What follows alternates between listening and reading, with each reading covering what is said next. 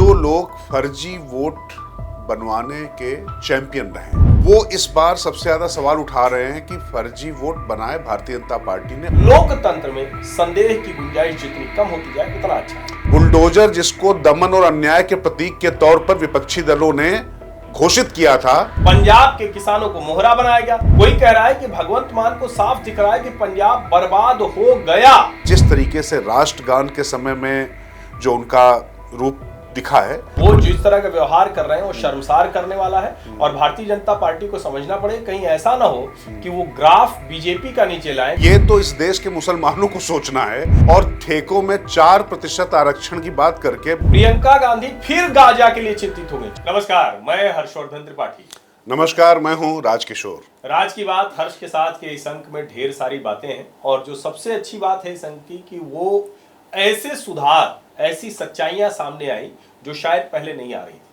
वो सब कुछ सामने आ रहा है जिसको हम लोग बार बार कहते हैं कि इस देश में फ्रॉड सेकुलरिज्म कब तक चलता रहेगा। वो भी सामने आ रहा है कि कई बार जिस हथियार को आप अपने लिए इस्तेमाल करते हैं दूसरों पर हमला करने के लिए, वही आपके ऊपर भी हमला हो जाता है। ये कहानी बिहार से आ रही है। कर्नाटक की भी बात करेंगे और बात इसकी भी करेंगे कि क्या लोगों की बुद्धि, क्या लोगों का विवेक, वो अब सब कुछ गिरवी होने जा रहा है। क्या दुनिया में आर्टिफिशियल इंटेलिजेंस यानी जिसको हम कृत्रिम बुद्धिमत्ता की बात करते हैं वो असल बुद्धिमत्ता पर हावी होने जा रही है। ग्रोक की बात करेंगे, चिंता मत कीजिए। तो ये सारी बात करेंगे, लेकिन शुरुआत उस बड़े सुधार से जो भारत में ऐसा सुधार होने जा रहा है कि ये दुनिया के हर देश के लिए विकसित हो, विकासशील हो, उच्च मध्यम वर्ग हो, उच्च आय वर्ग हो, मध्यम आय वर्ग हो, निम्न आय वर्ग हो, तकनीक के बादशाह हो या तकनीक में फिसड्डी हो, सबको भारत के पीछे ही खड़ा होना है। और वो सुधार कौन सा है जानते हैं? वो सुधार वो है जिसने हमने दुनिया का सबसे मजबूत और सबसे बड़ा लोकतंत्र बनाकर रखा है। चुनाव आयोग ने, राजकिशोर, ये बड़ी पहल की है कि आधार और वोटर आईडी लिंक होने जा रहा है। दरअसल ये सुधार पहले ही हो जाना चाहिए था हर्षवर्धन, लेकिन अब जो लोग इसका क्रेडिट लेना चाहते हैं, वास्तव में देखा जाए तो उन्हीं के पोषित और पालित लोग ही कोर्ट में जाकर इसके खिलाफ गए थे। 2015 में शुरुआत हो जानी चाहिए, लेकिन खैर तब आधार को उस तरीके की वैधानिक मान्यता नहीं मिली थी। उस वजह से सुप्रीम कोर्ट ने उसको खारिज कर दिया था। 19 में फिर इसके बाद शुरुआत होती है। अब आप ये देखिए, जो लोग फर्जी वोट बनवाने के चैंपियन रहे हैं वो इस बार सबसे ज्यादा सवाल उठा रहे हैं कि फर्जी वोट बनाए भारतीय जनता पार्टी ने और कह रहे हैं कि चोरी की सरकार बना ली। इस तरीके के आरोप लगाए जा रहे हैं। जबकि घुसपैठ जहां पर सबसे ज्यादा होती है उस पश्चिम बंगाल में, या रोहिंग्या और दूसरे बांग्लादेशी घुसपैठियों के लिहाज से अगर दिल्ली में जो पूरा डेटा आया था हर्षवर्धन, वो अपने आप में चौंकाने वाला था। खैर, मुझे लगता है कि अब इन सब आरोप प्रत्यारोप को तिलांजलि का वक्त है। और जब आधार के साथ में जब ये वोटर आईडी जुड़ने जा रहा है तो अभी तक स्वैच्छिक था, लेकिन मुझे लगता है कि अब धीरे धीरे इसको इस तरीके से किया जाएगा कि 66 करोड़ लोग तो अभी भी आ ही गए ना उसके दायरे में। अब 33 करोड़ कौन लोग हैं भाई, क्यों नहीं आना चाहते हैं? मुझे लगता है इसको इस तरह से भी देखा जाना चाहिए कि हम भारतीय थोड़ा लास्ट डेट सबमिशन के आदी हैं। हमारी आदत होती है एग्जामिनेशन का फॉर्म भरना, आखिरी तारीख क्या है भैया? नौकरी का फॉर्म भरना, आखिरी तारीख क्या है? बिजली का बिल भरना, आखिरी तारीख क्या है? तो जब तक कोई भी चीज हमारे ऊपर फोर्स नहीं होती, एकदम लगता नहीं कि अरे अब तो गड़बड़ा जाएगा, जब तक पेनल्टी उसमें लिख के नहीं आता बिजली के बिल में, तब हम बिजली का बिल नहीं जमा करते। तो मुझे लगता है कि 66 करोड़, अगर 99 करोड़ में से 66 करोड़ यानी 66 करोड़ लोग वो पहले ही लिंक करा चुके हैं। इसको आप ये भी देखिए, इतना प्रोपेगेंडा, इतना वितंडावाद, बावजूद इसके देश का एक बड़ा वर्ग तैयार है जो कह रहा है कि भैया एक आधार पहचान पत्र है, उस आधार पहचान पत्र के साथ अगर हमारा वोटर आईडी कार्ड जुड़ गया, बिल्कुल। और जाहिर है इसके पहले हमने देखा ना कि पैन और आधार जोड़ा गया, जो इकोनॉमिक इरेगुलरिटीज थी वो कम हुई, बहुत सी चीजें ठीक हुई। अब मुझे लगता है लोकतंत्र की बुनियाद को प्रभावित करने वाला ये जो निर्णय है ये बड़ा शानदार होगा। अच्छा, इसमें एक पहलू है, देखिए ठीक है कि 15 में तो पायलट प्रोजेक्ट आया तो बहुत से लोगों ने विरोध किया। टीवी पर हम लोग बहस में भी हुआ करते थे कि क्या निजता का कानून, अच्छा गूगल आपको दिन में 72 बार आपको लोकेशन पकड़ के भेज दे अमेरिका, कोई दिक्कत नहीं। आधार से निजता के कानून का उल्लंघन हो रहा। अब राहुल गांधी कह रहे हैं कि हम यही तो कह रहे थे, हमारी बात मान गई। कांग्रेस कह रही है देखा हमारे जननायक की बात के दबाव में फिर से चुनाव आयोग को आना पड़ा। कमाल की बात ये, जब 15 में पायलट प्रोजेक्ट शुरू हो गया तो नरेंद्र मोदी इसका मतलब 14 में जब आए थे, एक तरह से वेब ऑफ रिफॉर्म्स, यानी एक के बाद एक सुधार नरेंद्र मोदी के दिमाग में थे। जब वो दिल्ली के लिए चले थे गांधीनगर से, तभी उसकी रूपरेखा तैयार कर ली थी। 15 आते आते उन्होंने सबका ऐलान कर दिया था, कुछ लागू हो गए, कुछ अब लागू हो रहे हैं। लेकिन अब वहां से तो हम आ ही गए, बैलेट बॉक्स नहीं फेंका जाता, बैलेट पेपर नहीं फाड़ा जाता, अचानक छापा खाना नहीं शुरू होता अगली आखिरी के 2 घंटों में। तो अब इतना कुछ सुधार हुआ। मुझे लगता है ये बहुत ही सुंदर है। लोकतंत्र में संदेह की गुंजाइश जितनी कम होती जाए उतना अच्छा है। नहीं देखिए, मेरी बस चिंता अब यहाँ पर दूसरी है। संदेह की गुंजाइश कम होती जाए उसके लिए ये फैसला किया जा रहा है, और निश्चित तौर पर ये प्रभावी है, और इससे ज़्यादा प्रभावी कुछ हो भी नहीं सकता है।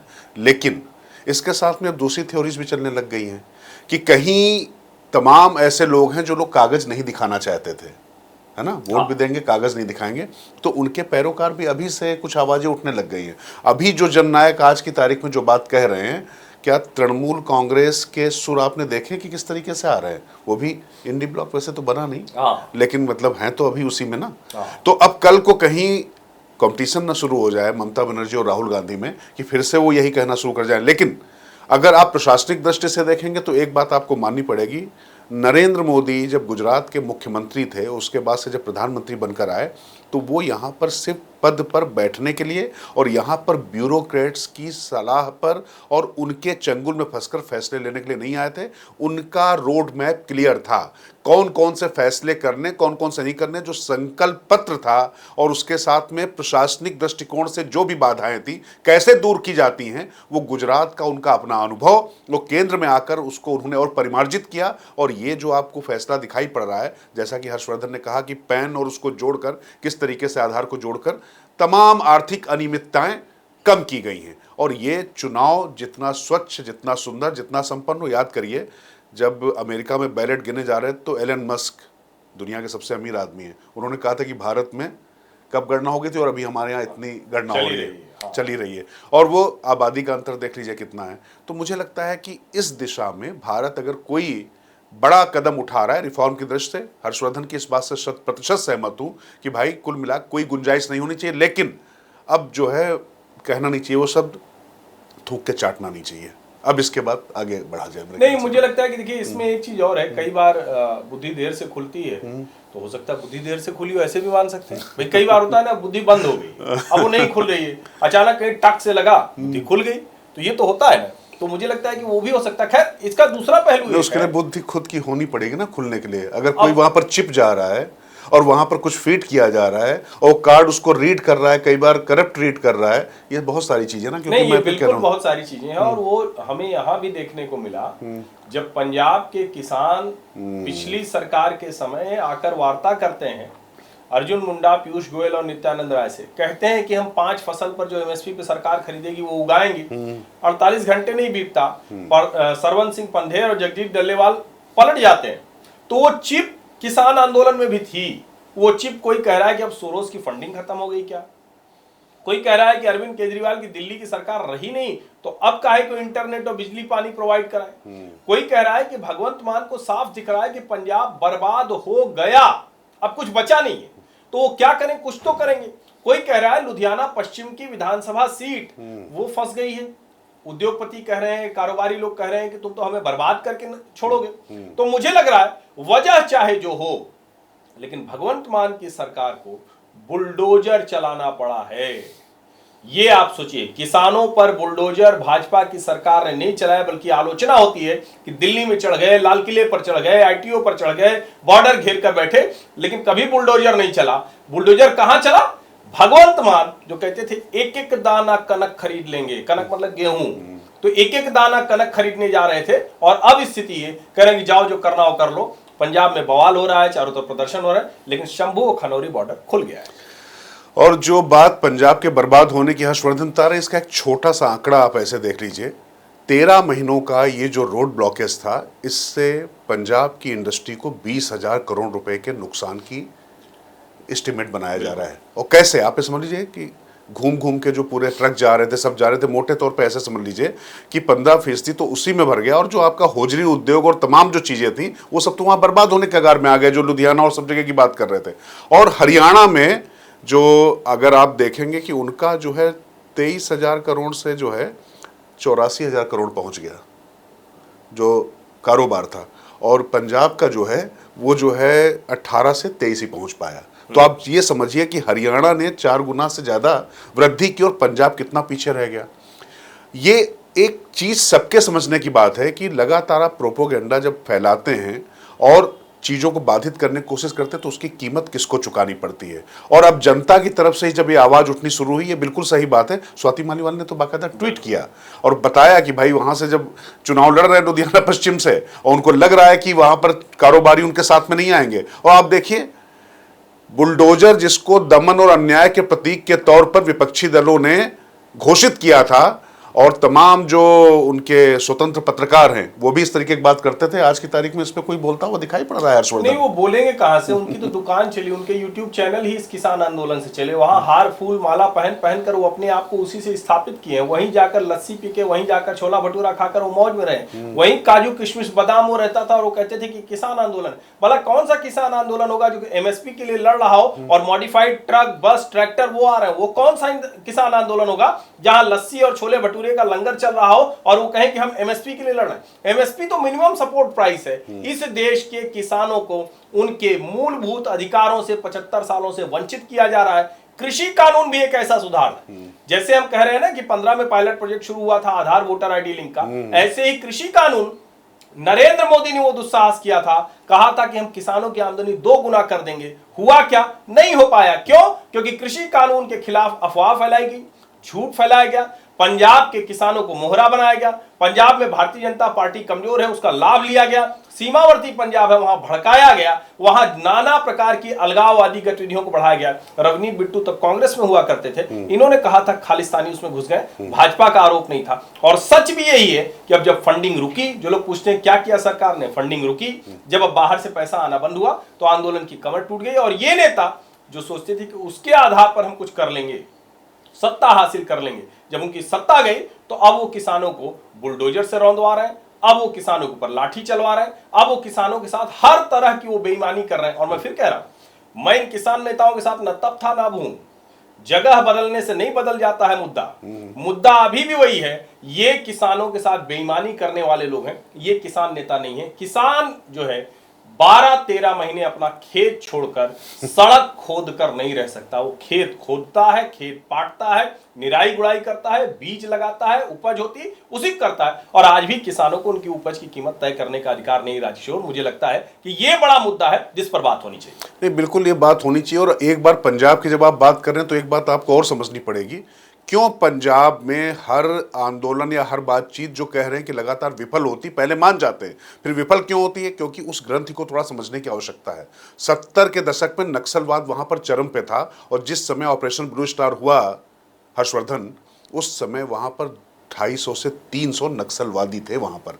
तो नक्सलवाद क्या करता है? स्टेट के खिलाफ हमेशा रहता है, और खालिस्तानियों ने उसके बीच में ही जगह बनाई। तो ये नक्सलवाद और खालिस्तानियों का जो पूरा गठजोड़ था, जो सीमा पार से, और फिर जो सोरोस अंकल टाइप के जो लोग थे ना, सोरोस के मानस पुत्रों की तरफ से जो फीड किया जा रहा था, उन्होंने हमेशा भारत को पीछे धकेलने की कोशिश की। और अब जनता को, व्यापारियों को, उद्यमियों को जब ये चीज़ समझ में आई, और मुझे लगता है कि ये बात वहाँ के मुख्यमंत्री को तो शायद भगवंत मान को समझ में आने लग गई थी, लेकिन अब किया क्या जाए। यहाँ दिल्ली में जो बैठे हुए थे अरविंद केजरीवाल, वो केजरीवाल हर चीज पे रोक इसलिए लगा देते थे क्योंकि उनको एक अलग तरीके की राजनीति करनी थी। वो तो सीधे सीधे दिल्ली के बाद छोटी दिल्ली से बड़ी दिल्ली का सपना देख रहे थे ना। नहीं, लेकिन वो तो फ्रीबीज पॉलिटिक्स कर रहे थे। उनको काम करना नहीं था, दिल्ली की सड़कें टूटती जा रही थी, उनको कूड़ा हटाना नहीं था, पहाड़ बड़ा होता जा रहा था, उनको यमुना साफ करती नहीं थी, उसमें झाग और केमिकल और जाने क्या क्या होता जा रहा, उनको कुछ करना नहीं था। उनको पता था कि जैसे वो बिना विभाग के मुख्यमंत्री हैं, वैसे बिना काम की दिल्ली की सरकार चलती रहेगी। ये तो भारतीय जनता पार्टी ने भी इस बार साम दाम दंड भेद करके उनको निपटा दिया, और उनके अपने कर्म उनको ले डूबे। वरना ये किसान आंदोलन भी चलता रहता, सरकार के पैसे से ही पत्रकारों को और अलग अलग लोगों को पैसे जाते रहते और महिमा मंडन होता रहता। क्यों वहां पड़े हुए अरविंद केजरीवाल?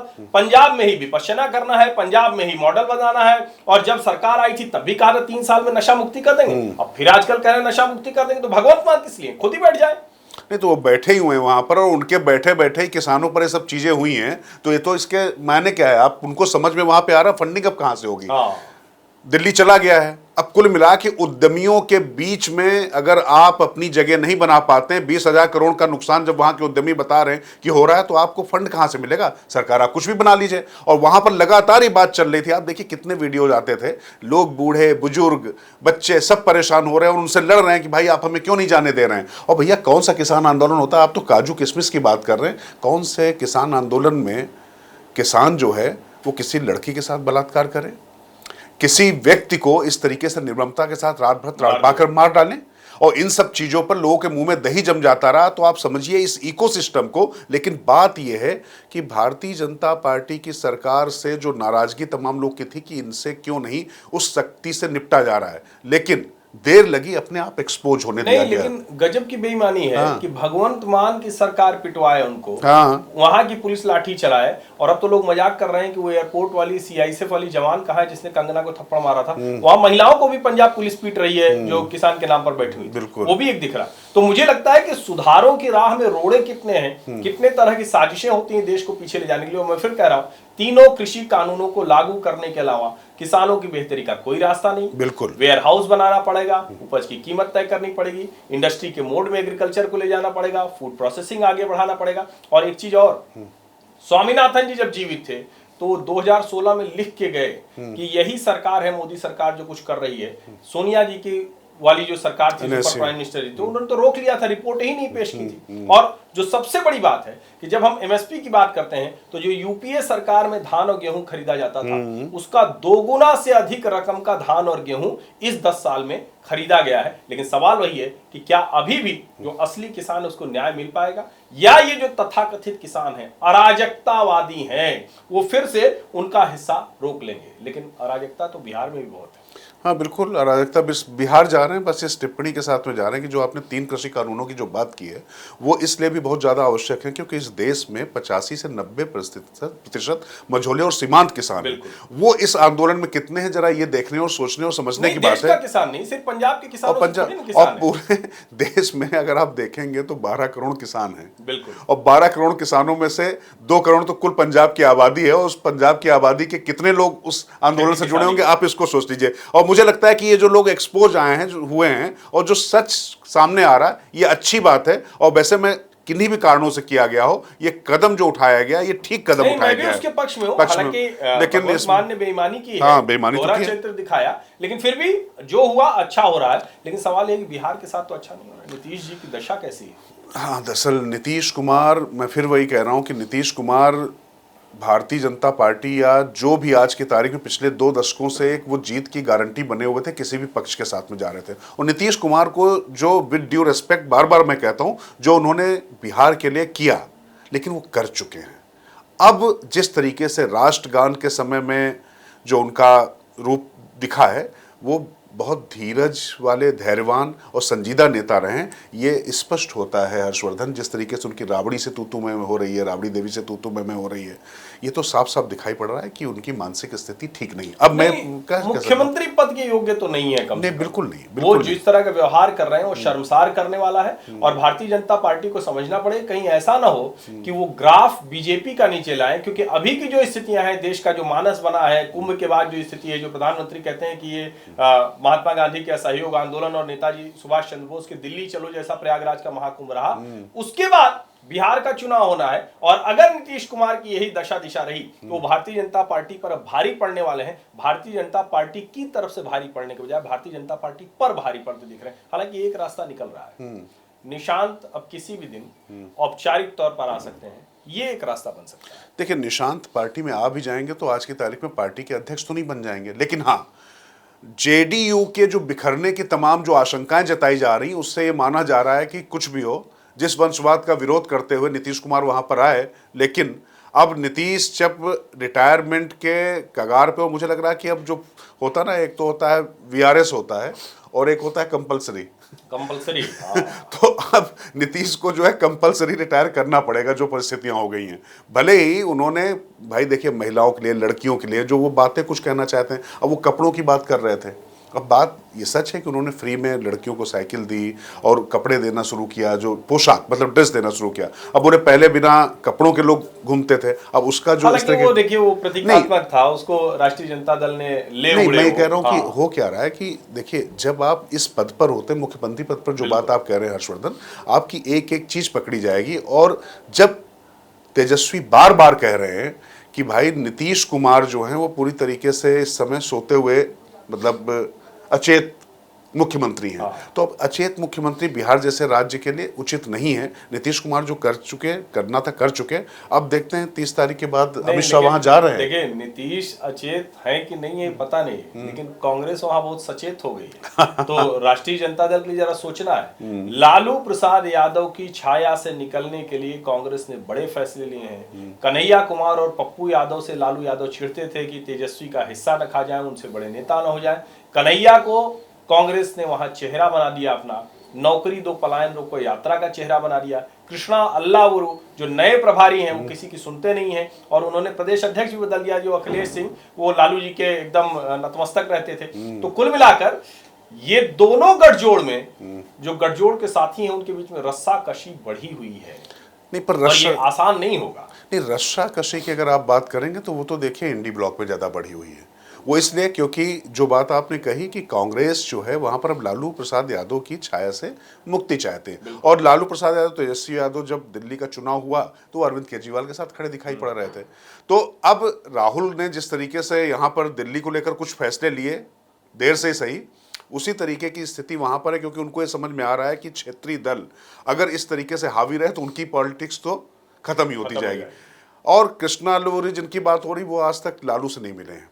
कन्हैया कुमार ने भी जो यात्रा शुरू की, इसमें आरजेडी से कोई बात नहीं की। और वही सारे मुद्दे हैं जिन मुद्दों पर विपक्ष आगे बात कर सकता है। तेजस्वी जो बात करते रहे। अच्छा, अब समस्या ये है कि तेजस्वी वहां पर उप मुख्यमंत्री रह चुके हैं, और कुछ भी कहो हर्षवर्धन, आज की नई पीढ़ी भी जो आ चुकी है वो पुराना लालू का राज नहीं भूली है। और आप जो कह रहे थे ना कि नीतीश कुमार की एक समस्या यह है कि नीतीश कुमार बीजेपी के लिए अगर वो सांप छछूंदर जैसी हालत है तो आरजेडी के लिए भी बहुत खतरनाक स्थिति है। नीतीश कुमार 12 से 15% वोट जो अपने साथ लेकर चलते हैं, और नीतीश कुमार के प्रति बहुत ही डेडिकेटेड वोटर है, जिसको लगता है कि उनका जीवन स्तर सुधरा है।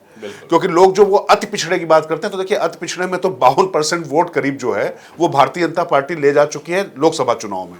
तो एमबीसी के लिहाज से अगर आप देखेंगे तो वो बीजेपी के साथ में ज्यादा है। लेकिन कोयरी, कुर्मी और इस तरीके का जो वोट है, महिलाओं का वोट अक्रॉस द जाति अगर आप बात करें, उससे कास्ट लाइन कहें तो वो वोट है। तो वो जब उनके लिए इस तरीके के शब्दों का प्रयोग कर रहे हैं, तेजस्वी डेरोगेटरी शब्दों की बात कर रहे हैं, तो वो कहीं ना कहीं उनको चिढ़ा भी रहा है।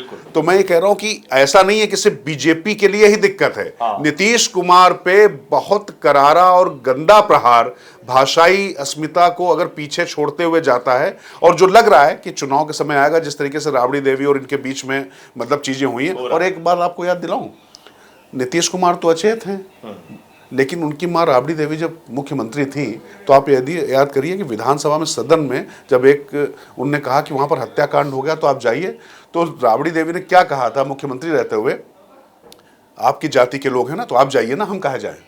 ये विधानसभा के पटल पे दिया हुआ बयान है।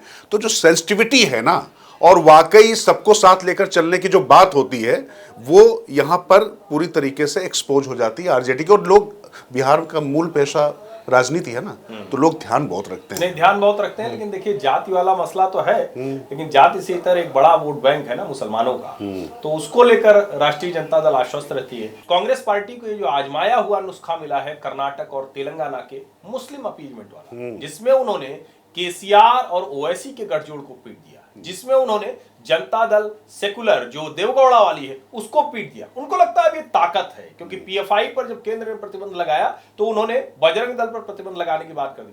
अब उससे आगे वो बढ़ गए। कर्नाटक में 4% आरक्षण ठेकों में, जो 2 करोड़ तक के ठेके हैं, एक वहां का जो बिल है उसको नया लाया उन्होंने, उसमें कैटेगरी 2B जो SC/ST के लिए हुआ करती थी, अब उसमें मुसलमानों को डाल दिया। हर कोई कह रहा है भैया यही तो मोदी जी कह रहे थे, यही 24 के तुम्हारे घोषणा पत्र में था कि मुसलमानों को, मोदी जी कहते थे मुस्लिम लीग जैसा है, तो लोग कह रहे थे कम्युनल हो रहा है। अब कोई कहता है कि आखिर उनको क्यों न दें, लेकिन कॉन्स्टिट्यूशन में साफ साफ था कि धर्म के आधार पर, रिलीजन के आधार पर, मत पंथ के आधार पर कोई आरक्षण नहीं हुआ, और अब उससे आगे बढ़ गए हैं। नहीं, वक्फ का जो अभी सदन से न पारित हुआ है न उस तरह से, उसको भी खारिज कर दिया वहां की विधानसभा में। यानी जो मुस्लिमों को मैसेज देने की है, और वहीं तक नहीं रुके, प्रियंका गांधी फिर गाजा के लिए चिंतित हो गई। चिंतित होना चाहिए, कहीं भी एक भी व्यक्ति मिले तो संत, लेकिन क्या कभी इजराइल के लिए नहीं बोलेंगे? और भारत के साथ तो तकनीक को लेकर, सहयोग को लेकर अंतर्राष्ट्रीय मंचों पर इजराइल साथ रहा है, तो फिर क्यों गाजा गाजा कर रही? ये भी एक बड़ा सवाल है। नहीं, इस सवाल को मुझे लगता है कि हम लोग जितनी भी चर्चा करें वो कम है हर्षवर्धन, लेकिन अब सच्चाई सबको साफ साफ पता है। ये तो इस देश के मुसलमानों को सोचना है कि गाजा का नाम लेकर और ठेकों में 4% आरक्षण की बात करके भले ही इस चीज का ढोल पीट लिया जाए, लेकिन वाकई मुसलमानों को क्या मिल पा रहा है? मुसलमानों की स्थिति तो किसके शासन में बदली? मुसलमानों की जेब में पैसा किसके शासन में गया? मुसलमानों की शिक्षा और तालीम पर खर्चा किसके शासन में ज्यादा हुआ? लेकिन अब ये सब चीजें देखनी नहीं है, किसको मकान मिले, किसको दुकान मिले, किसको शौचालय मिले, किसको सड़क मिले। पर अगर वो इसी तरीके से गाजा पट्टी पर एक ट्वीट से खुश होना चाहते हैं तो खुश होते रहें, वो औरंगजेब की मजार पर आंसू बहाकर खुश होना चाहते हैं तो खुश होते रहें। गाजी को लेकर, मसूद गाजी को लेकर अगर उनको लगता है कि वो उनका हीरो हो सकता है तो वो खुश होते रहें। लेकिन मैं फिर कह रहा हूं कि बात जो ये जितनी इस तरीके की हरकतें मुस्लिम लीग सरीखी कांग्रेस कर रही है, उसमें आप मानकर चलिए कि नरेंद्र मोदी, उसके बाद योगी आदित्यनाथ और देवेंद्र फडणवीस जैसे नेता जब ये बात कर रहे हैं कि नया भारत है और ये भारत जवाब देना जानता है, और जो भी आप करते और सुनते चले आ रहे हैं वो अब नहीं होगा, इसको लेकर मुझे लगता है कि जिस तरीके का एक प्रतिक्रिया पूरे देश में हो रही है, कुछ लोग जानबूझ के कूप मंडूक बने रहे हैं, कबूतर की तरह आंख बंद किए रहे हैं, अलग बात है। लेकिन सच्चाई सबको दिख रही है कि कांग्रेस क्या करना चाहती है, और ये जो सच्चाई जितना एक्सपोज होकर सामने आएगी ना हर्षवर्धन, मुझे लगता है कि उतना ही उनके लिए दिक्कत है। वो भले ही 140 करोड़ में 22 करोड़ पर ही पूरा दांव लगाओगे, 138 करोड़ को आप खंड खंड करोगे, यही पॉलिटिक्स चल रही है ना। नहीं, तो क्या वो पॉलिटिक्स तो किया ना तेलंगाना में, जो जातीय जनगणना हुई तो उसके आधार पर कहा आरक्षण बढ़ा दो। यानी कोई और मॉडल नहीं, हर चीज पे आरक्षण बढ़ा दो। क्या आरक्षण बढ़ाने से सब मिल जा रहा है? और यही लड़ाई है। एक मॉडल है कांग्रेस का जो कहता है सब तोड़ तोड़ कर, अलग अलग करके बांट कर बात करो, ये कर दो। दूसरी तरफ एक मॉडल है जो देश के लिए हिंदुओं को एक करने की बात करता है। कर्नाटक के बेंगलुरु में ही अखिल भारतीय प्रतिनिधि सभा, राष्ट्रीय स्वयंसेवक संघ की जो सर्वोच्च शीर्ष निर्णय लेने वाली जो प्रतिनिधि सभा है, उसकी बैठक हो रही है। वो 21 तारीख से शुरू हुई, 23 को अब खत्म हो जा रही है। वहां पर 1450 प्रतिनिधि उसमें शामिल हुए। महत्वपूर्ण इस लिहाज से भी है कि संघ का शताब्दी वर्ष है, बड़े निर्णय लेने की बात है। और बड़े निर्णयों में भारतीय जनता पार्टी का पीढ़ीगत परिवर्तन भी शामिल है। उन बड़े निर्णयों में राष्ट्रीय स्वयंसेवक संघ 100 साल के आगे वो कैसे जाएगा ये भी शामिल है। जो हिंदू है, जो भारतीय है, उसकी परिभाषा कैसे होगी, ये भी इन 3 दिनों में उसमें मंथन हुआ। उसके परिणाम हमें आने वाले दिनों में देखने को मिलेंगे। और मुझे लगता है कि एक इसके साथ और चीज समझिए कि दक्षिण भारत को लेकर राष्ट्रीय स्वयंसेवक संघ और भारतीय जनता पार्टी की जो गंभीरता है, क्योंकि एक बात आपको माननी पड़ेगी, कर्नाटक में क्या हुआ कि भारतीय जनता पार्टी आई, इस समय सत्ता में नहीं है, लेकिन अब वहां पर बेंगलुरु में प्रतिनिधि सभा हो रही है, तो अगले महीने अप्रैल में भारतीय जनता पार्टी की राष्ट्रीय परिषद भी हो रही है, जिसमें जो भी अध्यक्ष चुना जाएगा उसका अनुमोदन वहां पर हो जाएगा। अब ये जो लुक साउथ की जो पॉलिटिक्स है, इसको समझिए। और जो सबसे इंपॉर्टेंट बात कही है, पीढ़ीगत परिवर्तन वाली बात, संघ मैसेज देना जानता है, और संघ ने इस प्रतिनिधि सभा में किसको बुलाना है किसको नहीं बुलाना, वो मैसेज भी हर्षवर्धन दे दिया है। और कुल मिला के सख्त फैसले लेने की जब बारी आती है तो वो ले रहा है। लेकिन इसके साथ में थोड़ा सा 30 मार्च की जो तारीख है, वो तारीख बड़ी ऐतिहासिक होने जा रही है हर्षवर्धन। नहीं, ऐतिहासिक है, और मैं उसके पीछे का थोड़ा सा वो जो बैकग्राउंड है वो बता देता हूँ। दरअसल माधव नेत्रालय का लोकार्पण होना है। वो माधव स्मृति न्यास उसको चलाता है, भैया जी जोशी उसको देखते थे। बड़ा महत्वपूर्ण संघ का प्रोजेक्ट है। संघ वैसे पूरे देश भर में समाज के ही काम करता है। अभी 19 वाले कुंभ में भी और 25 वाले कुंभ में भी प्रतिदिन 25,000 से अधिक लोग सेक्टर 6 में, जो प्रयागराज का जो महाकुंभ नगर था, अस्थायी जिला, वहां 25,000 लोग प्रतिदिन अपनी आंखों का टेस्ट कराकर, चश्मा लेकर वहां से गए। माधव नेत्रालय ये नागपुर में ये बड़ा केंद्र होगा चिकित्सा का, आंखों का। अब प्रधानमंत्री नरेंद्र मोदी को उसके लिए कहा गया। जो वहां के संघ के प्रमुख हैं, संचालक हैं, उन्होंने बात की होगी। प्रधानमंत्री कार्यालय की तरफ से गया, बीच में एक विदेश विभाग देखने वाले नेता, उनसे बात हुई। जब ये कहा गया कि वो उसके लिए हामी भर दिया, तो उन्होंने कहा कि लेकिन ये तो उचित नहीं होगा कि प्रधानमंत्री नागपुर आए, माधव नेत्रालय का लोकार्पण करें, लेकिन वो केशव स्मृति न जाए जो रेशिम बाग में है। हालांकि मुख्यालय संघ का महाल है, लेकिन संघ मुख्यालय के तौर पर उसी को सामान्य लोग देखते हैं, रेशिम बाग, क्योंकि वहीं जब जाते हैं हेडगेवार स्मृति मंदिर। उसके बाद ये कहा गया कि प्रधानमंत्री नरेंद्र मोदी को वहां भी जाना चाहिए। 10 वर्षों में प्रधानमंत्री नरेंद्र मोदी रेशिम बाग नहीं गए, ये भी एक तथ्य है। उन्होंने, जो संघ के प्रमुख हैं, उन्होंने कहा कि ये स्वयंसेवकों के मन में पीड़ा है, उनको अच्छा भी नहीं लगता कि प्रधानमंत्री दीक्षा भूमि तक गए लेकिन फिर भी वहां नहीं गए। उसके बाद प्रधानमंत्री कार्यालय की तरफ से जो जानकारी है कि वो कार्यक्रम तय हुआ, सरसंघ चालक भी उस कार्यक्रम में रहेंगे, चूंकि प्रधानमंत्री स्वयं आ रहे हैं। 30 तारीख को उन लोगों की अलग से भी मुलाकात होनी है, ऐसा बताया जा रहा है। तो जो आप कह रहे हैं कि अप्रैल का प्रथम सप्ताह भारतीय जनता पार्टी का राष्ट्रीय अध्यक्ष मिल जाएगा, ये लगभग आप तय मान लीजिए। नहीं, इस लिहाज से भी सोचिए कि देखिए, जो एक भारतीय जनता पार्टी का एक दिशाशूल चल रहा था ना, कि मतलब किस दिशा से अध्यक्ष बने और क्या दिशा हो पार्टी की, तो नवरात्र के जब 9 वर्ष प्रारंभ हो रहा है, तो उसी समय शक्ति पूजा के साथ में ये जो नागपुर, इसको मैं समिट बोल देता हूँ, ये शिखर सम्मेलन जो नागपुर में हो रहा है, भाई राष्ट्रीय स्वयंसेवक संघ के सरसंघचालक सभी भारतीय जनता पार्टी समेत अनुषांगिक संगठनों के प्रमुख हुए, और देश के प्रमुख के तौर पर, मतलब प्रधानमंत्री राष्ट्रपति के बाद प्रोटोकॉल में वैसे देखा जाए प्रचारक प्रधानमंत्री। अब देखा जाए तो संघ आयु लगभग बराबर है दोनों की। अब वो ये जो शिखर वार्ता है, इस शिखर वार्ता में भारतीय जनता पार्टी का शिखर पुरुष मिल जाएगा, ये तय हो जाएगा। और सबसे बड़ी बात ये है, क्यों नहीं भाई, राष्ट्रीय स्वयंसेवक संघ, और जब जनसंघ में दोहरी सदस्यता की बात आई थी, तो जनसंघ को खत्म करके भारतीय जनता पार्टी नहीं बता दी गई थी, और जनता पार्टी के साथ में संबंध तोड़ लिए थे बीजेपी ने। संघ के बगैर भारतीय जनता पार्टी का भी कोई अस्तित्व तो नहीं है, ये भाजपा भी जानती, सब जानते हैं। तो ऐसी स्थिति में ये दूरी बनाने का मतलब भी क्या था? नहीं, एक तो ये कि पहली बात तो ये है कि संघ और मोदी में कोई दूरी नहीं, बिल्कुल। इतना शानदार तालमेल, टॉप जब हम कहते हैं तो सरसंघ चालक मोहन जी और सर कार्यवाह दत्तात्रेय हुसबाले। तो मोहन जी और दत्ता जी के नरेंद्र मोदी से जो रिश्ते हैं वो अकल्पनीय है। सबसे पहले सर कार्यवाह रहते हुए दत्तात्रेय हुसबाले ने ही नरेंद्र मोदी का नाम प्रधानमंत्री के लिए बढ़ाया था संघ की तरफ से। और ये माना जाता है कि ये जो तीनों लोग हैं, इनके बीच में जो सहमति होती है वो सभी बड़े मुद्दों पर थी। संघ के जितने एजेंडे रहे वो नरेंद्र मोदी ने लागू किए। अभी अगर आप ध्यान से देखें, वो जगत प्रकाश नड्डा जी का एक बयान आया था जिसके बाद ये सब हुआ। लेकिन मैं एक बात और बता दूं, नड्डा जी से भी कोई किसी तरह की संघ की नाराजगी नहीं, जो नाराजगी थी वो बहुत स्पष्ट तौर पर बता दी गई थी। और उसके बाद दत्ता जी उनके घर भी गए थे और बाकायदा जितनी बातें उस वक्त कहनी थी वो सब हो चुकी। संघ के एक वर्ग में उसको लेकर पीड़ा थी, स्वयंसेवकों को बुरा लगा था नड्डा जी का वो बयान। लेकिन उसके बाद अगर आप देखें, प्रधानमंत्री मराठी सम्मेलन हो, प्रधानमंत्री कहीं बात कर रहे हो, प्रधानमंत्री लेक्स फ्रीडमैन के साथ पॉडकास्ट कर रहे हो, वो संघ कैसे उनको बनाया, संघ उनके जैसे लाखों कार्यकर्ताओं को कैसे बनाता है। संघ मतलब देशभक्ति, जो केशव बलिराम हेडगेवार ने जो संगठन खड़ा किया वो कैसे 100 वर्ष में बड़ा हुआ, कैसे खड़ा हुआ। तो मुझे लगता है कि ये भी हमें मानना होगा। और मैं तो ये मतलब दावे के साथ कह सकता हूं, नरेंद्र मोदी के लिए व्यक्ति महत्वपूर्ण नहीं है।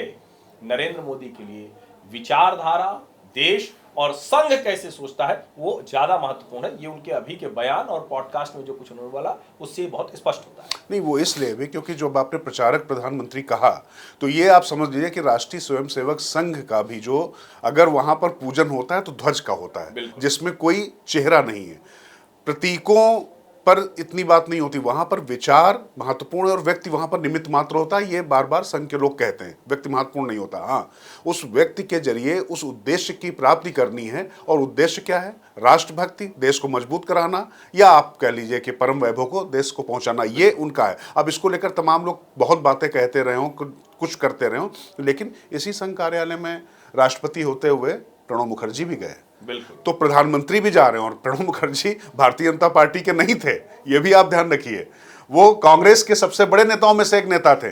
तो मुझे लगता है कि ये जो जरा भी कंफ्यूजन, जो बीच में थोड़ा सा जो खाई की बात चल रही थी और जो बटन वो कहते हैं ना कि थोड़ा सा उधेड़ने की कोशिश हो रही थी, हाँ, जेपी नड्डा के बयान से संघ के शिखर पुरुषों को दिक्कत नहीं हुई है। लेकिन संघ के कार्यकर्ताओं समेत भारतीय जनता पार्टी के तमाम लोग उससे बहुत नाराज थे कि इसकी आवश्यकता क्या थी, ये क्यों कहा गया। इसलिए क्योंकि माँ पिता से आगे जाकर तो कोई अपने आप को आगे नहीं बना सकता, उनको खारिज करने की ये जरूरत थी नहीं। तो इसलिए ये एक थोड़ा भावनात्मक मुद्दा था, लेकिन बात वही कि उद्देश्य आगे निकल गए। लेकिन आगे निकलना है तो भैया कृत्रिम बुद्धिमत्ता, आर्टिफिशियल इंटेलिजेंस, उस पर भी ध्यान देना होगा। ये जो ग्रोक, पहले लोग कहते थे ना कि गूगल अंकल आ गए, गूगल बाबा बता रहे हैं, अब उससे बहुत आगे का मसला हो गया है। जो एलन मस्क के एक्स का ग्रोक आया हुआ है, उसने कमाल कर रखा है, थोड़ी तबाही भी मचा रखी, क्योंकि सब वो बोल रहा है, क्योंकि मशीन है तो जैसे आप सवाल पूछते हैं वैसे वो जवाब। अच्छा, मैं इस पर एक थोड़ा सा बीच में रोक रहा हूँ हर्षवर्धन। क्या हुआ कि ग्रोक जैसे ही आया तो उसके बाद तमाम लोगों ने ये फैलाना शुरू कर दिया कि भाई इस पर सरकार रोक लगाने जा रही है, क्योंकि उसने जो है मोदी सरकार की पोल खोल दी। अच्छा, आप देखिए कि एजेंडाबाजों को इनके दिमाग में किस तरीके की, जिस चिप की बात मैं कर रहा था ना वो। अच्छा, ये हर्षवर्धन क्या हुआ मैं बता देता हूँ, ये तो बताएंगे नहीं। मैं देख रहा था ट्विटर पे, एक्स पे, पूछा गया कि हर्षवर्धन कैसे पत्रकार हैं, तमाम तमगों से इनको विभूषित किया गया, 10-15 तरीके से घूम घूम के चीजें कही गई। अब आप जरा स्क्रीन पे देख लीजिएगा कि ग्रोक ने हर्षवर्धन त्रिपाठी के बारे में क्या कहा। अब जिस ग्रोक ने मोदी की नाक में दम कर दिया, इन तमाम जो मतलब इनके लिए मेरे पास एक शब्द है, ये यूट्यूबर कठमुल्ले जो हैं, कट्टरता के जो प्रतीक हैं, जिनके दिमाग में जो चीजें भर गई हैं, उनको जवाब तो इस आर्टिफिशियल इंटेलिजेंस ने दे दिया। हालांकि मुझे और हर्षवर्धन को अभी कृत्रिम बुद्धिमत्ता की आवश्यकता नहीं है। हमारी अपनी क्षमताएं हैं, हमारी अपनी सीमाएं हैं। हम सर्वज्ञानी नहीं हो सकते हैं, सर्वव्यापक नहीं हो सकते हैं, लेकिन हमें यह पता है कि क्या देश के लिए खराब है, क्या समाज के लिए खराब है और क्या सही है, और इस पर हम चर्चा करके अपने आप को परिष्कृत और परिमार्जित करते हैं। और ये जो ग्रोक साहब से जो पूरा जो खिलंदड़ कर रहे हैं, ये सारे मतलब जो है क्या कहें, रिटायरमेंट की एज वाले लोग नहीं। और इसमें एक बात जरूर है, गंभीरता से हमें ये तो सोचना होगा कि हमारा अपना आर्टिफिशियल इंटेलिजेंस कितनी जल्दी आएगा। तो चाइना ने भी डीप सीक बना लिया, ग्रोक एआई है, चैट जीपीटी है, और भी दूसरे एआई बन रहे हैं। हमारा अपना जो अश्विनी वैष्णव जी ने कहा था कि 1 साल के भीतर हम बना लेंगे। और इस सरकार में सेमीकंडक्टर मिशन हो, जो इंडिया सोलर अलायंस हो, ऐसी ढेर सारी चीजें हैं जहां हमने जो जिसको कहते हैं ना कि हमने एडवांटेज लिया, हम आगे बढ़े, तो हम उम्मीद करते हैं कि उसमें करेंगे। और एआई जब कृत्रिम बुद्धिमत्ता है तो हमेशा बुद्धिमत्ता के पीछे चलेगी। और देखिए, जो कुछ अवेलेबल है, जो कुछ वहां पर है, जो पहले से रचित है, उसी में से वो कुछ बता देगा। लेकिन कई मालूम बड़ा अच्छा है, अगर आप जल्दबाजी में हैं अपने बारे में भी, दूसरों के बारे में भी, किसी विषय पर, तो जल्दी से आप जान सकते हैं। तो एआई का अच्छा इस्तेमाल कीजिए। और ग्रोक जो कुछ कर रहा है वो शायद उसका भारत में उसको अभ्यास नहीं था कि लोग इस तरह के सवाल पूछेंगे। लेकिन ये भी कमाल है जो आपने बात कही ना, कि अपनी बुद्धि पर यकीन नहीं है, सब कुछ उससे पूछना है, उससे पूछवाना है। तो ये थोड़ा सा जो मैंने पहले कहा था ना, बंद बुद्धि वाले लोग। नहीं, आप फिर आप बुद्धि कह रहे हैं, मैं फिर कह रहा हूँ, वहां पर एक रीडर है जिसमें कार्ड जाना है, जिसमें कुछ फीड किया जाना है, और उसी आधार पर आगे बढ़ना है। तो ये जो कृत्रिम बुद्धि नहीं, ये कृत्रिम पूरा इनका संसार ही था, ये पूरा आभासी संसार में जीने वाले लोग, इनका पूरा जीवन ही ऐसे ही चला है। और मैं इसीलिए कह रहा हूँ कि अपनी सोच नहीं है, अपनी देश की सोच नहीं है, अपने समाज की सोच नहीं है। जाए भाई, आपका राष्ट्रीय और सामाजिक जीवन जो है उससे ही तो आप प्रभावित होते हैं। लेकिन आप किससे प्रभावित हो रहे हैं, किससे बल्कि संचालित हो रहे हैं। प्रभावित होने जाने दीजिए, ये संचालित दूसरों की बुद्धि से होते हैं। हर्षवर्धन, मेरी समस्या यहाँ पर है। अच्छा, चलिए एक लाइटर नोट पर खत्म करते हैं, क्योंकि हम तो गए नहीं थे, लेकिन आप शिवराज जी के पुत्रों के रिसेप्शन में गए थे, तो सब कह रहे हैं कि शिवराज जी ने देखिए पुल बना दिया, खड़गे जी, प्रियंका जी, राहुल जी एक साथ पहुंचे। लेकिन आपने तो कुछ और दृश्य देखा था, बस वही बताइए, वहीं खत्म करते हैं। हाँ, नहीं देखिए, शिवराज बड़े नेता हैं और वहाँ पर कमलनाथ से लेकर विपक्षी पार्टियों के सभी नेता आए, और सभी, कोई दल ऐसा नहीं था जिसका प्रतिनिधित्व वहाँ ना रहा हो। लेकिन जो लोग कह रहे हैं, वहाँ पर आपको बताऊँ, बड़ा इंटरेस्टिंग वाकया हुआ। राहुल, प्रियंका और खड़गे अंदर आ रहे थे, मोदी जी जा रहे थे प्रधानमंत्री आशीर्वाद देके, चूंकि दोनों बेटों की शादी थी ना, तो 2 वर वधुओं को आशीर्वाद देकर जा रहे थे। जैसे ही गए तो मोदी जी ने अपनी चिरपरिचित शैली में तत्काल खड़गे जी को देखा, खड़गे जी नमस्कार, हाथ जोड़ के किया, और उसके बाद उन्होंने राहुल और प्रियंका को संबोधित किया, नाम लेकर संबोधित किया, सम्मान सूचक शब्दों के साथ में। और वहीं ये चारों लोग खड़े होकर, चारों लोग की सिक्योरिटी, एसपीजी और उनके साथ में चारों के साथ, तीनों के साथ सिक्योरिटी थी, पूरा घेरा बना लिया, और वहां कर 5 से 7 मिनट बड़े हल्के अंदाज में बात हुई। और मैंने कभी भी संसद में इस तरीके से ना राहुल प्रियंका को मोदी से बात करते हुए हंसते हुए देखा, ना खड़गे को देखा, बल्कि खड़गे और मतलब मोदी ने राहुल की पीठ पे हाथ भी रखा, मैं आपको बताऊं। और इस तरीके से बड़ा मतलब एक अच्छा वातावरण था। तो ये जो देखिए राजनीति में एक दूसरे पर जो इस तरीके के शब्द बाण चलते रहते हैं, लेकिन ये जो एक होता है कि सामाजिक जीवन में किस तरीके का व्यवहार करना है, तो देखिए एक बात समझिए ना, मोदी के खिलाफ किसी को खड़ा करना है, कभी योगी को खड़ा कर दो, कभी शिवराज को खड़ा कर दो, कभी राजनाथ सिंह को खड़ा कर दो, तो आप खड़ा करते रहिए। लेकिन देखिए आज की तारीख में सबको मालूम है कि सब खड़े हुए हैं तो राष्ट्रीय स्वयंसेवक संघ और मोदी के दम पर। यह गलतफहमी बीजेपी में किसी को नहीं है, बाकी बाहर हो तो हो। इसी पर ये देखिए, और जाते जाते इसीलिए मैंने कहा राज की बात बताई उन्होंने, वो भी हर्ष के साथ बताई, सुंदर दृश्य था। बहुत बहुत धन्यवाद। धन्यवाद।